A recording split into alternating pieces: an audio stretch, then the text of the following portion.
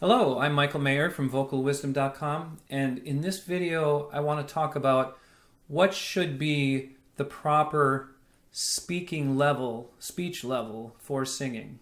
Now, this is a concept that I don't really use at least I don't really talk about it in this context, but I have received over the years lots of questions about my opinions about a very popular singing method or whatever training program called speech level singing. And there's a few different forms of that basic idea out there. It generally is utilized by pop singers or various forms of non-classical singers, although they do talk about it being perfectly good for classical singers, which in terms of its basic principles, I don't disagree with that. And in general, my general opinion of that school of training is that there's a lot of really good things being taught and talked about in there, because it's the originator, Seth Riggs, was when he was younger he learned classical technique. Basically, what he did was he took traditional old school concepts, maybe not what has become what we consider classical technique now, but a lot of older traditional concepts, a lot like what I teach, and kind of reformatted it for a different audience, being pop singers, rock and roll singers, jazz singers, various types of non-classical singers who maybe don't get the same kind of training or don't generally think of going into voice training the way someone who's interested in classical singing might. And I'm sure it's helped a lot of people. I've also heard from a fair number of people who feel like they didn't really get what they thought they would get out of it. And I don't necessarily mean that to sound like that there's some kind of something wrong with speech level singing or that there's a failure there, because all methods and all schools of training have their failures. I've had my failures. I think anybody who teaches has clients or students that don't feel satisfied with what they have been able to accomplish. We do our best with what we have and our level of understanding, and just try to help people the best we can. That's, I think, the most sincere and honest attitude. But at the same time, I do feel that it's important that anybody who is teaching is always striving to improve and deepen their own understanding so that they can be more effective in helping others. That's what I do. I'm constantly improving, not only as a teacher, but as a singer myself. I keep improving my ability to use the voice because I keep understanding it better. But the topic of this video is what should be considered the correct speech level for singing. And because for all of the good things that speech level singing does, and a lot of the correct things that, in my opinion, that they do promote, there's one fundamental flaw, and I think that could be maybe a big part of why some people don't feel that they were very successful in improving, because this concept of the level of speech is fundamentally flawed. If you're not familiar with speech level singing, the whole concept is to train the voice. Excuse me, my phone is being crazy. The whole foundation is to train the singing on the same level as speech. And where that gets kind of thrown off kilter is that they define the level of speech as the mouth. And that's probably accurate in terms of the way it generally is done, right? The habitual level of speech is the mouth, but that doesn't the mistake is accepting that to be correct or accepting that to be natural.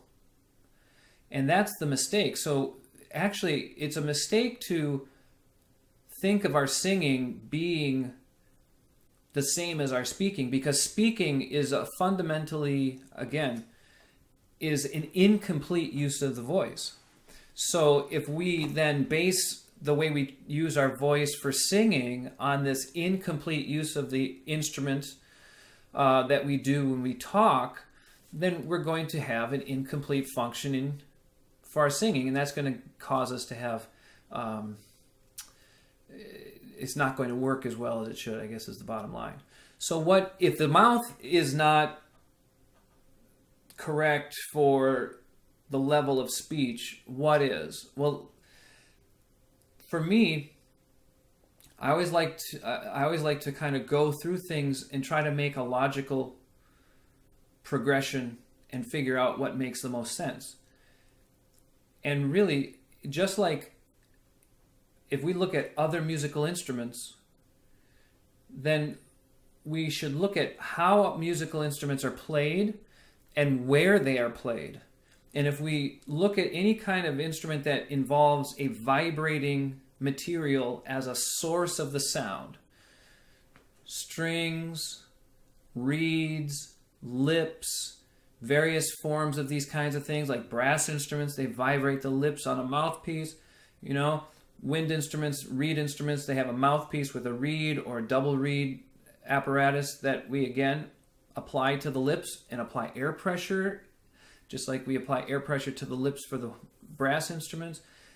Stringed instruments, we use, strumming or plucking or things like that with our fingers or a pick to make the strings vibrate. On a guitar, we use a bow or sometimes plucking for the strings on a violin, viola, cello, stringed instruments like that. Even a piano is essentially a stringed instrument, but it uses a hammer mechanism. When you press the keys down, it makes the hammer strike the strings, which makes the strings vibrate. And then when we have this vibrating source, then the sound energy from that vibration then is amplified in some ways from a resonator. Like in the piano, the body of the piano has air inside of it, which then resonates and reflects off the sounding board. We have the same thing with the horns, whether it be the trumpets and brass instruments. They vibrate, they amplify and resonate the vibration from the lips. Reed instruments have again a horn amplifying and resonating the sound vibrations from the reeds. So guitars and violins and these types of things have a hollow body that the strings are held onto, and when you make the strings vibrate, the air inside that hollow body then resonates.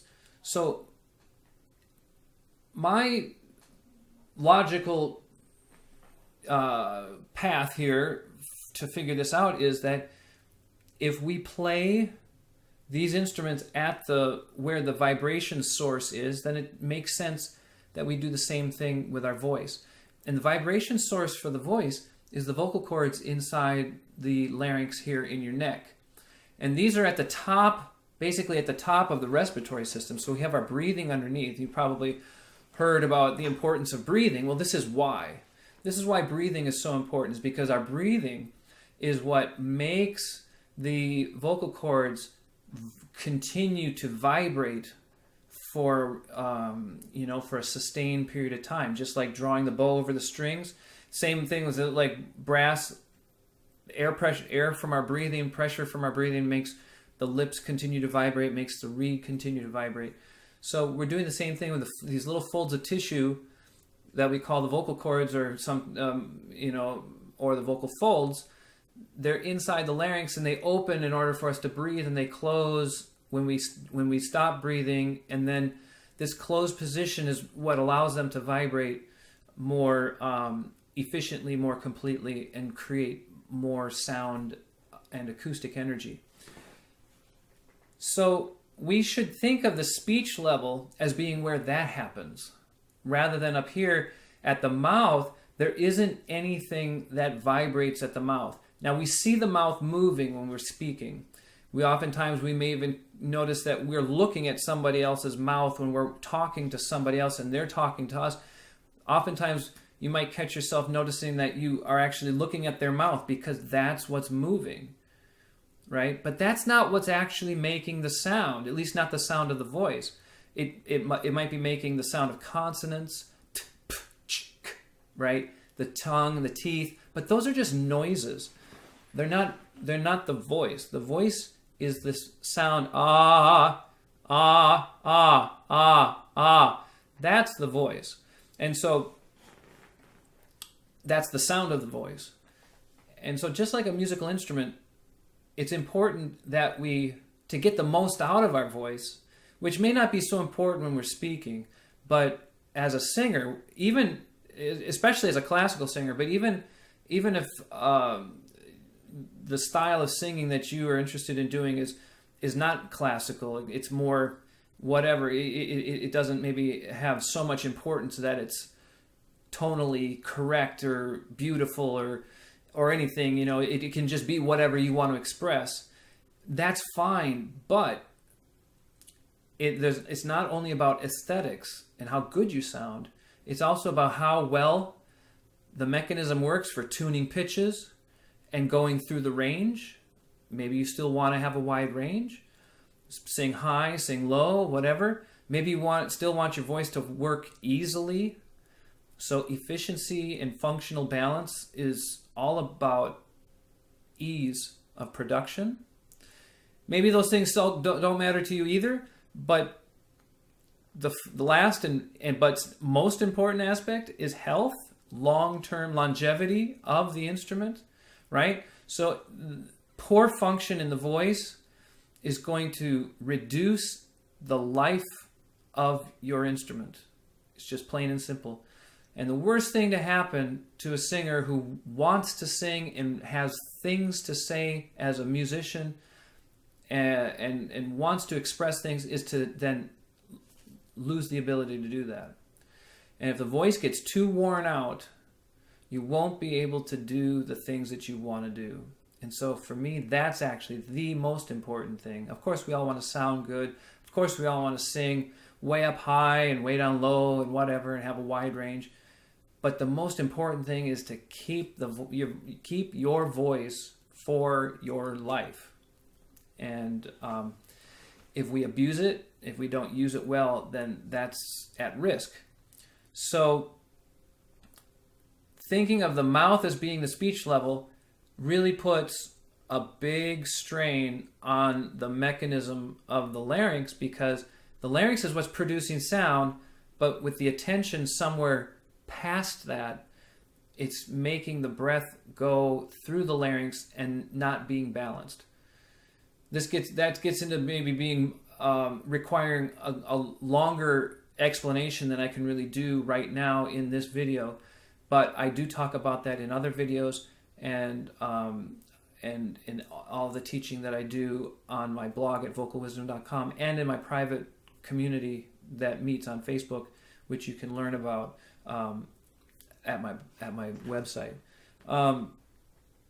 But the basic idea that to start with is it would be much more effective if we thought of the speech level for our singing to be down here where the larynx is, or even just slightly below it, because the most important part of the vocal instrument is the relationship between the larynx and the breath.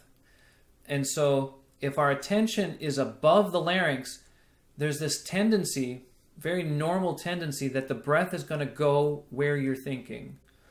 And so if you're thinking up at the mouth, ah, ah, then the breath is going to go to that level. And in order for the breath to get to your mouth, it has to go through the larynx. And if the breath goes through the larynx, can you see the logic here? If the breath goes through the larynx, then the vocal cords can't vibrate efficiently, purely, and at their, optimal condition. But if we're thinking at the larynx or even below the larynx is probably even better, then the breath comes, but it's not being directed through and past the larynx. Then the larynx can meet the breath. Ah, ah. You know, it doesn't have to be some sort of distorted thing, classical. It's just about the voice and the breath meeting, balancing each other, partnering up, and being a kind of an equal, being an equal partnership. That's how I like to think of it. So we're not making the breath go through and get up way up high. The big reason for that I've been able to figure out for the idea of the mouth being the speech level is to make it sound natural. It's kind of a little bit of a reaction to the distorted or artificial sound that classical singing often has. And this is because that kind of classical singing is more modern. We don't hear a lot of classical singing that has what I'm describing.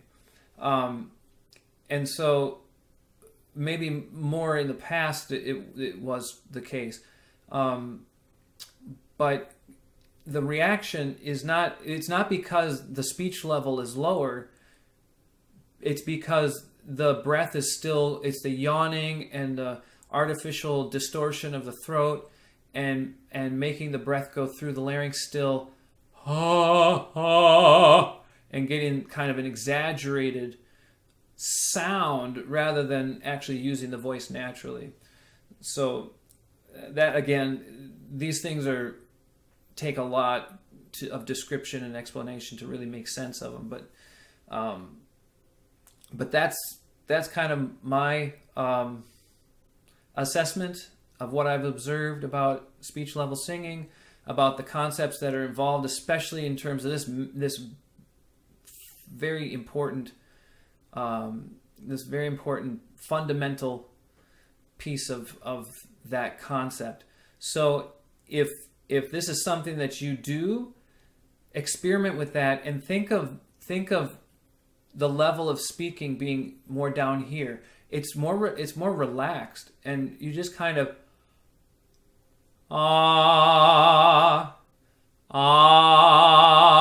it should just seem like, oh, it's just voice. It's just voice. You breathe, your voice says it. You don't say it with your mouth. And then it amplifies and resonates through the throat and the mouth. But you don't, right? It's having everything in its proper place, you know, having each part doing its proper job. Then you don't have to manipulate things by doing, you know, artificial chord closure. You don't have to manipulate things by doing artificial breath flow. You don't have to manipulate things by, you know, distorting the mouth or whatever might be the case.